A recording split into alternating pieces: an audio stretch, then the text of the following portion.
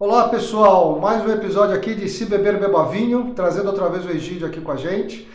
Só recordando, o episódio passado aí a gente discutiu bastante aí sobre como conhecer o vinho, quais são alguns tipos de vinho, como o Egídio compra vinho, né? Como é a loja dele, como ele trata esse negócio do vinho.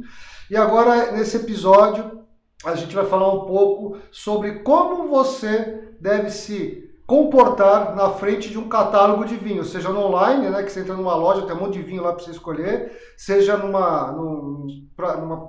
na frente das gôndolas de supermercado. Então, como é que a gente consegue fazer isso? E eu ia me esquecendo, né, no último, acho que eu não me apresentei, vou me apresentar nesse episódio. Eu sou Luiz Grandizoli, eu não sou sommelier, eu não sou enólogo, eu só bebo vinho, gente. Então, meu negócio é beber vinho e trazer as experiências dos amigos aqui pro podcast, tá? Então, assim, só para fazer um gancho aí com o episódio passado, então, lembre-se que o importante é você experimentar, para você entender o que você gosta e o que você não gosta. O que você não gosta não significa que é ruim, significa que não foi bom com o seu paladar, tá? Então você tem que experimentar. Egídio, tudo bem com você, meu caro? Tudo bom, Luiz? Obrigado aí pela oportunidade. Vamos lá. Bom, meu caro, então assim, essa é a primeira pergunta. Quando o cara tá lá na internet procurando vinho, entra naqueles catálogos cheios de vinhos. O que ele tem que fazer? Porque ele liga pro Egídio, se o Egídio não tá, o que ele faz? Ele espera o Egídio estar disponível para comprar vinho. Como a gente faz para ajudar esse cara aí se você não está disponível para ajudá-lo? Vamos lá. Não é simples, mas também não é tão complicado. Na verdade, escolher vinho é você ter informação do vendedor, ou seja, de quem está ofertando. Nós que somos vendedores, que somos os ofertantes, nós temos que ter de disponibilizar para os clientes, para os compradores, as informações fáceis, digeridas na melhor facilidade possível. Ou seja, nada de ficar passando informação que não interessa para o comprador, sabe? Nem vai saber o que é BRICS, o que é acidez volátil. Ou seja, eu passo muito tempo me colocando no ponto como comprador e querendo uma informação fácil. Tá? Então, E, peraí, na não, verdade, legal esse ponto que você está colocando. Então, assim, quando o cara estiver na internet procurando o vinho, ele entra num lugar que está com um monte de informação que ele não entende, vai ser difícil ele escolher o vinho para ele. vai ser o ofertante, o vendedor, no Uhum. caso do digital, né? Ele tem que fazer um trabalho muito, muito importante, que é facilitar. Tá. Fazer termos que são difíceis, fazer os termos fáceis, encontrar maneiras do comprador se sentir à vontade, né? Certo. E, na verdade, aí não é só a informação. O comprador também ele tem que ter um pouquinho de conhecimento. Tá. Então, não vamos só jogar a culpa do lado do vendedor, do ofertante, mas vamos fazer com que os clientes comecem a entender um pouquinho. Então, faz parte, o comprador participa em alguma degustação, em alguma feira, Tá. ele tem que estar participando, né? Então, aí, indo um pouco além, o comprar vinho é uma experiência, né? Como é que você faz a experiência através do digital? Uhum. Eu, quando comecei no vinho, Luiz, nem te contei, é, eu tive um seminário que eu fiz com o Philip Kotler, isso já faz bons anos, Tá, Luiz. mas o que o Philip Kotler tem a ver com vinho? Explica pra gente esse negócio. Inclusive, ele é amante muito do vinho. Ah, eu não Eu sabia conheci ele disso, cara.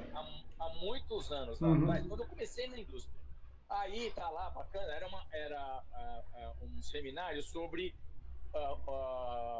as coisas online, Tá. conhecimento online, fora do. Acho que nem havia tanto a internet tão desenvolvida. Bom, acabado o seminário, eu Uhum. estava entrando na indústria do vinho, vindo da indústria de produtos de consumo, levantei a mãozinha e falei, Dr. Kotler, obrigado por nos fornecer tanto conhecimento, estudei com Uhum. seus livros de marketing. Eu estou entrando na indústria do vinho, eu queria saber como é que é comprar um vinho na internet. Ele falou, olha, realmente vai ser um trabalho, porque inclusive ele estava no Texas, né? Uhum. Foi um seminário online. Ele falou, olha, eu adoro comprar vinho, mas eu gosto de ir na loja. Só que é inevitável, isso há 25 anos atrás, é Uhum. inevitável o crescimento da internet, mesmo que com a categoria vinhos, que é uma categoria delicada, que o consumidor, o comprador gosta de detalhes. E eu falei, ah, legal, né? Ele falou assim, inclusive, em alguma hora vai ter um equipamento, olha que loucura, É. que vai ajudar o sensitivo, como um olfato. Vamos supor, o cara está lá no Japão e o vendedor e o comprador está aqui no Brasil. Ele manda pelo computador um sinal do qual é o vinho que o cara está querendo aqui. Ele aqui vai ter um equipamento que solta o aroma. Eu falei, meu Uhum. Deus do céu. Você entendeu? Lógico que a gente ainda não chegou, pode ter até algum equipamento protótipo aí. Mas, na verdade, assim, não precisa ir tanto, né? Nós temos como maneiras, né? E aí que a gente conta com o comprador, de conhecer um pouquinho, participar de algumas degustações. O importante, Luiz, assim, na compra, o cliente, né, ele tem que ter um pouco do que qual é o foco dele. Tá. Ah, eu gosto de tinto, médio corpo, proveniente de alguma região. Deixa eu te parar só para falar duas coisas. Então, só para fazer uma referência a Philip Kotler, ele é o pai do marketing, aí ou pai não, mas um dos papas do marketing. Ele escreveu o Marketing 3.0, 4.0 e 5.0. O último, inclusive, é o 5.0. Ele fala muito sobre a nova experiência do cliente, bem personalizada, né? Isso que o Egídio falou é muito interessante, porque a tecnologia ainda não conseguiu dar uma experiência personalizada para um cliente de vinho. Porque o vinho, ele tem toda uma parte sensorial que você não consegue adquirir ainda, né? Nunca vou dizer nunca, via internet online. Tá? E o segundo ponto, Egídio, explica pra gente o que é esse negócio de médio corpo, encorpado, baixo corpo, É, corpo sem corpo. O que é isso? O vinho tá morto? Explica pra gente esse negócio. é, são estilos descritivos do vinho, né? O vinho ele é classificado É, tecnicamente em coloração, os aromas, como que ele vem na boca, que são os tá, sentidos, né? Você olha o tá, vinho para saber se ele tá os brancos, se tiver muito amarelado, inclusive tem vinhos que eu tiro da gôndola porque eu não posso correr o risco do cliente comprar um vinho que não está legal. Então, tá, a cor é interessante para você comprar. Na internet você não vai ver isso. certo. O aroma. Você tem os descritores dos aromas, florais, vegetais, animais, os que vêm da queima do barril, Imperial Max, mas no digital você não vai ter. Mas, Certo. pelo menos, se você tiver essas informações na ficha, de uma maneira, de novo, fácil, didática para os clientes, vai ajudar. Aliado a isso, o estilo, ou seja, o estilo é o corpo do vinho que vem, de como ele é, se ele está concentrado ou não, se ele é um vinho com mais estrutura ou não. Isso, isso daí tem alguma Concentração, ligação só com. um parênteses. Isso daí tem alguma ligação com o teor alcoólico do vinho, Egídio, ou não? Sim, Tem?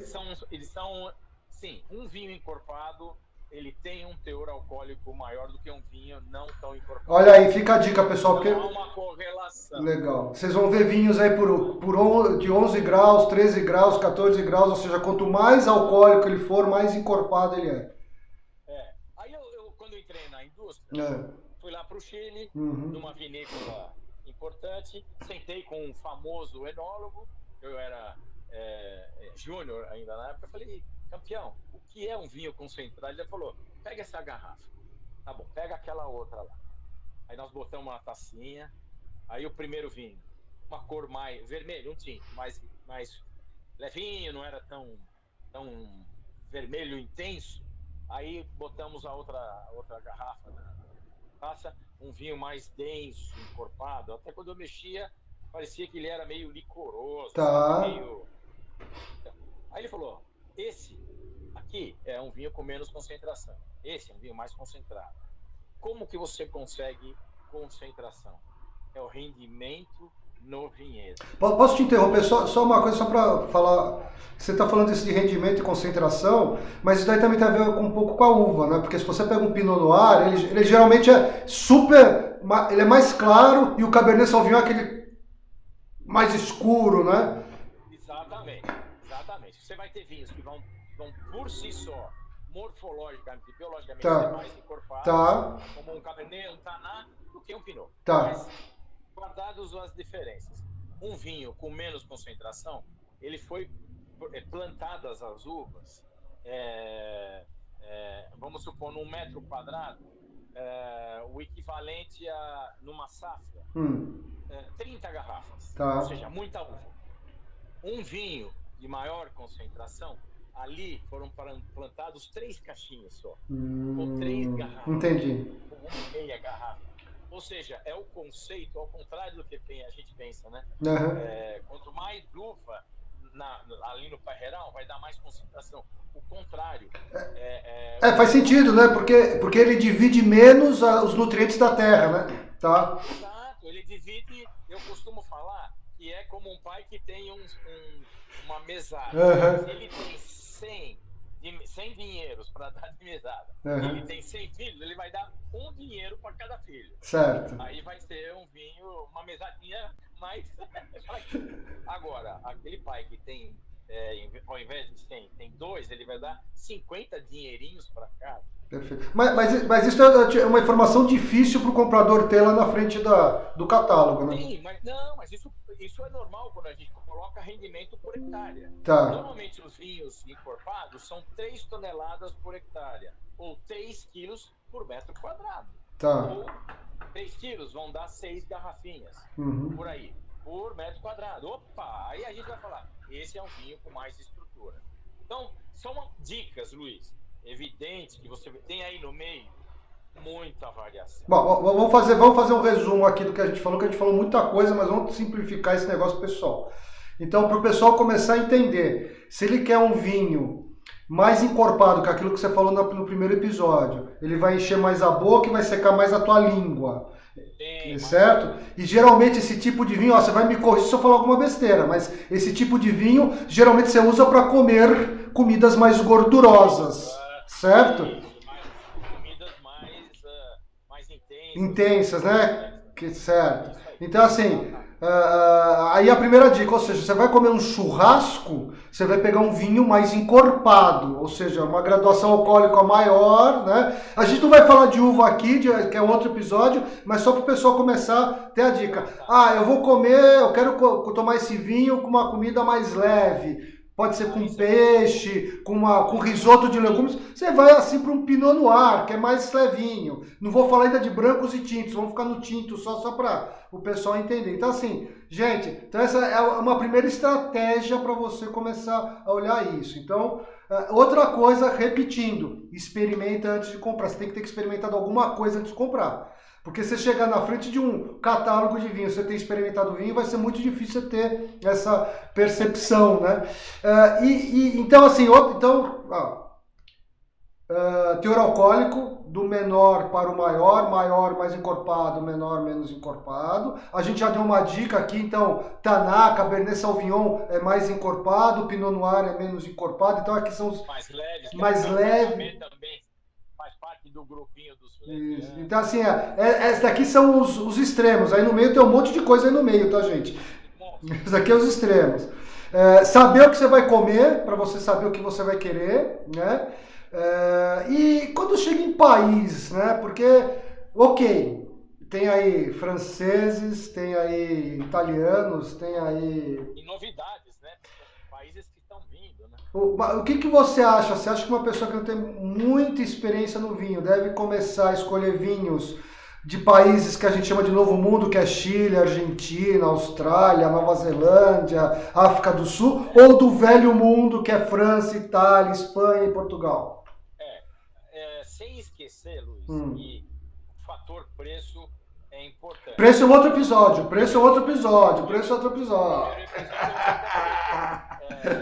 Ou seja, o vinho... Mas você tem razão, o preço é um fator importante. Gente, não tem milagre com vinho de R$40, tá? Exatamente. Né? Exatamente. Não se engane. Tomar cuidado com... pode até ter coisas interessantes. Sim. Os chamados custo-benefício, Sim. que valem. Não são os mais baratos, mas são um preço mediano e entregam uma qualidade muito superior da média daquela faixa de preço, né? exatamente que está sendo cobrado. Então eu acho que assim, uma boa estratégia é começar pelos países mais próximos da gente, que não tem tanto o custo do traslado, Tá. atravessando aí o Atlântico, nem o Pacífico. E quando tiver um pouco mais Só desculpe te interromper outra vez. Por que o Egídio está falando isso, pessoal? Porque o custo que esse vinho vai chegar aqui, ele vai ter uma qualidade superior ao mesmo vinho que chegou com custo e está com preço igual da França. Tá? Por quê? Porque para você trazer um vinho da França, trazer um vinho da África do Sul, você tem um custo logístico maior, né? Então lá na ponta ele está com custo menor e, gente, não tem milagre. O custo está diretamente proporcional a isso que a gente acabou de falar. Quantidade de uvas que tem no mesmo metro quadrado de terra, né? Ou seja, quanto menor uvas, menos uvas tem, né? Ele está trazendo mais sabor, mais nutriente para aquela arvorezinha, né? Quando tem um montão, ele está separando aquele nutriente em muitas, então as qualidades vão ser diferentes na hora de produzir o vinho, tá, gente? Então, pensem nisso também. Então, pensem em começar pelos vinhos chilenos, argentinos, que aí tem bons exemplares. Muito bom.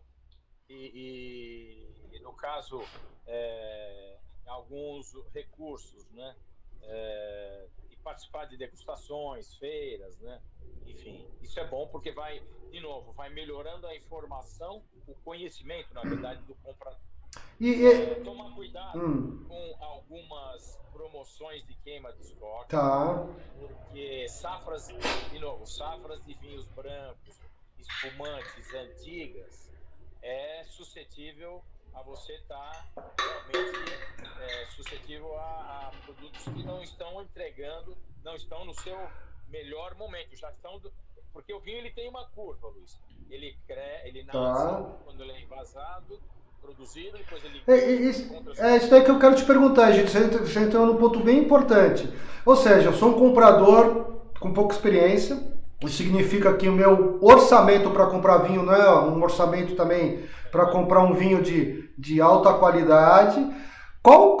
Assim, é importante olhar a safra daquele vinho que eu estou comprando, ou seja, para um vinho de médio para baixo, quais são as safras que você indica a pessoa olhar para ver para ela não ter muito erro? Mais jovens. Brancos, cuidado com safras acima de 5 anos. Tá. Cuidado.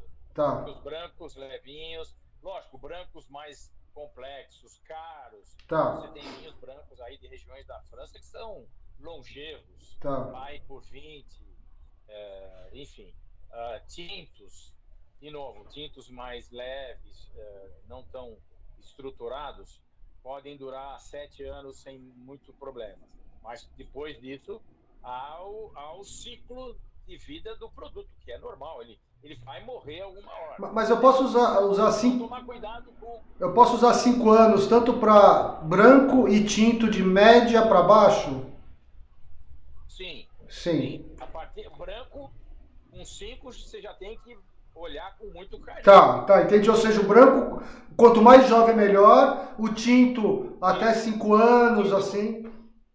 Aí você não tem, porque o tinto, ele tem os taninos. Os taninos são matéria que dão longevidade. Tem uma vida útil maior. E o rosé é o menor, né? Falaram para mim que o rosé você tem que comprar o mais jovem possível. Não? Branco, é igual branco? Não, tá bom. É só pra... Ele tem um pouco a mais. Tá. Na verdade, ele tem um pouco a mais de caminho que o branco. Ele é vinificado, o rosé, ele começa a vinificação em tinto. Tá. E retira um pouco do tanino e da cor.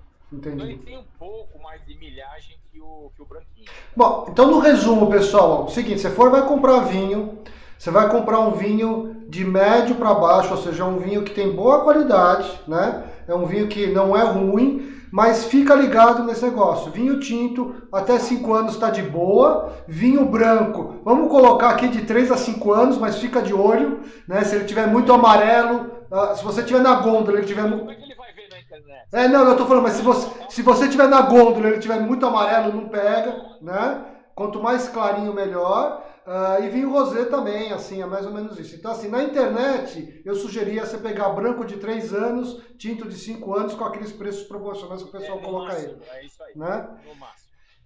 E outra coisa que me falaram um dia, Egidio, vamos ver se você confirma isso. Me falaram também, olha, cara, para você não errar, pensa qual é a comida daquele local do vinho e compra o vinho daquele local. Então ele falou, pô, você vai comprar massa, compra um vinho argentino, um vinho italiano, você vai comer uma comida espanhola, compra um vinho espanhol, você vai comer, sei lá, um risoto, não sei o que lá, compra um vinho francês. E isso também facilita, Egidio? A gastronomia caminha lado a lado. O vinho, na verdade, é um alimento. Então, há uma certa tecnologia, vamos dizer assim, em acertar uma massa com o vinho italiano. Mas toma cuidado, porque às vezes pode não haver uma harmonização tão precisa, né? Eu vou te contar uma história aqui, você falou isso. Você lembra que a gente fazia aquelas confrarias de amigos, né? Sim. E numa dessas confrarias a gente comprou um lote de um vinho francês chamado Vaquerat, né? Vinho muito bom, a gente tomou antes, vinho muito bom, delicioso, e a gente comeu com carne, né? Carne assada, tipo churrasco, assim, muito bom. E na confraria, quem fez o jantar foi a minha esposa, e ela fez um jantar árabe. Meu amigo, o vinho ficou ruim. O vinho ficou ruim, ele não ficou bom por causa do condimento que você usa na comida árabe. Não teve match.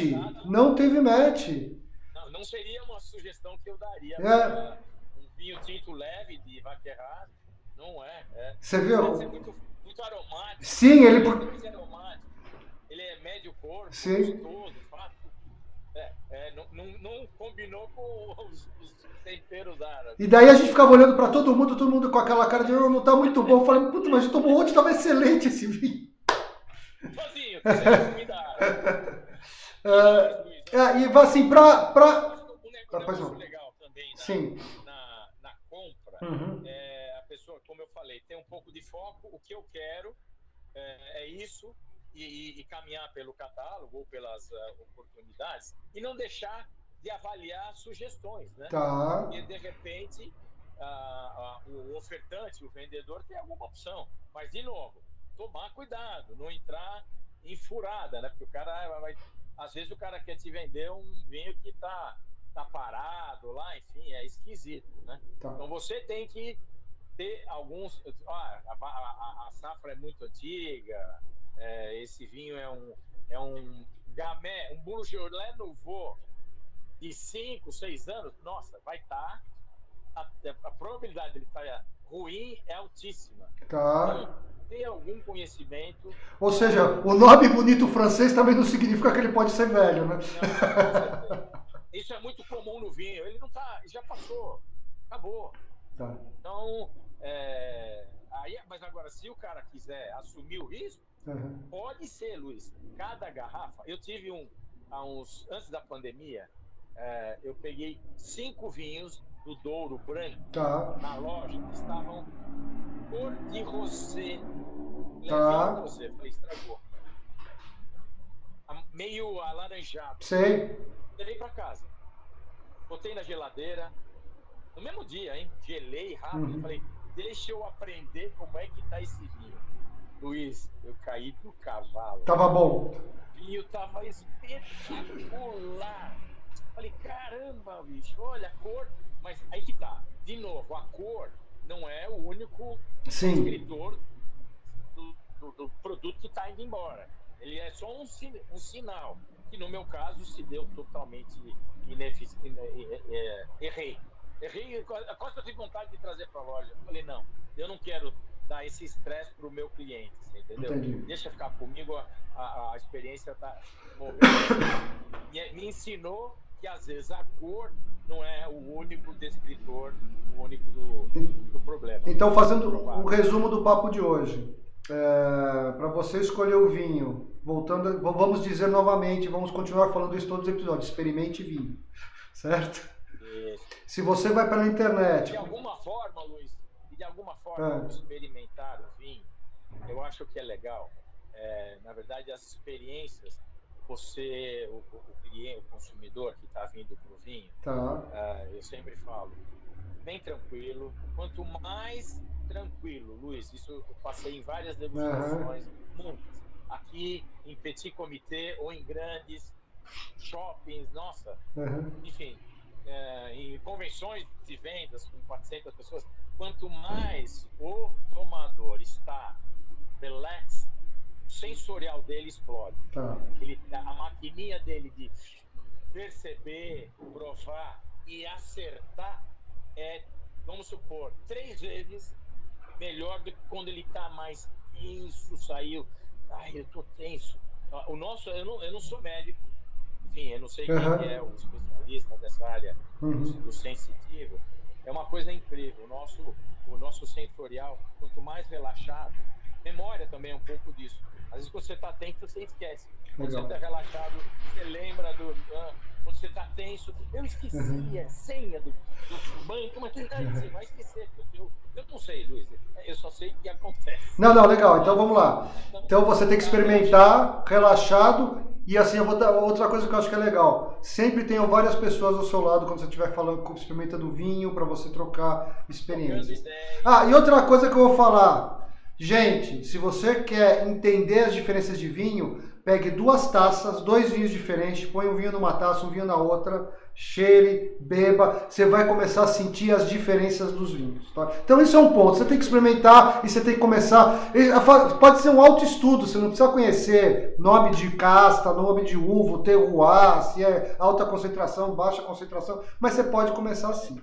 Segunda coisa, tomar vinhos mais próximos do seu local, então vinhos brasileiros, vinhos argentinos, vinhos chilenos, que é onde está próximo de você. Então provavelmente o custo dele chegar até você em termos logísticos é menor, então você está pagando um vinho, assim, não estou falando que isso é uma verdade, mas a possibilidade é maior de você está pagando um vinho com uma qualidade maior aqui próximo de você, comparado com vinhos que vem de fora, tá?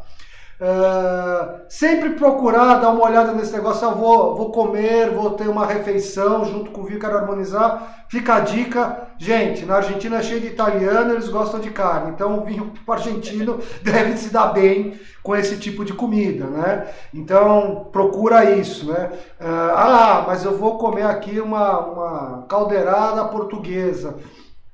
Tente entender quais são as uvas portuguesas, as regiões do Portugal. Toma um vinho português, que tem ótimos vinhos portugueses, é um bom custo-benefício também aqui no Brasil. Né? Então, assim, pensa nisso. Se você entrar num catálogo de vinho e você não entender nada que está escrito na descrição do vinho, vai ser difícil a gente te ajudar e te dar alguma dica. A dica, Luiz, pode ser procurar ler um pouquinho, né? No caso, evidente que ele não vai ser um connoisseur, não vai ser um sommelier, só pelo autodidatismo de ler na internet, mas pelo menos ele vai começar a se familiarizar com algumas expressões, né? E provavelmente ele vai ter contato quando ele estiver comprando via catálogo. Eu acho que é importante o cliente, o comprador, ir buscar um pouquinho de conhecimento. Sim. Lógico que, de novo, o mais importante, Luiz, somos nós, os vendedores, que temos que nos colocar no lugar desse comprador que tem aí uma gôndola de 1 trilhão de rótulos. E aí a gente tem que fazer esse trabalho de mastigar e fazer a coisa fácil. E acho que a última coisa que a gente pode falar deve ser isso, né? Ou seja, se você está iniciando no mundo do vinho, está querendo aprender, vá a degustações, presencie a experiência do vinho, porque se você comprar pela internet, você não vai ter essa experiência. Então, pode ser que você... Só daqui a 50 anos, como o copo, ele vai mandar o cheiro. Não, mas pode ser que ele compre e daí ele fique desmotivado de continuar comprando, porque por um acaso ele comprou um vinho que não foi do gosto dele. Então, assim, a gente sugere e recomenda fortemente que você participe de degustações ao vivo, troque experiências. E tá gostoso do vinho, né, Luiz? Sim. Significa ter prazer, né? Não, eu vou te falar, tá? Na hora que você começar a cheirar, experimentar pelo computador, eu vou tomar outra bebida, não vou querer mais saber do vinho, pô. Não, Nós vamos estar longe. Egídio, qual a sua dica desse episódio aqui? Qual é o vinho bom para tomar? O que você indica para o pessoal? Um vinho para quem está iniciando? Para o cara começar. Dois vinhos, para ele experimentar, para ele ver a diferença dos vinhos.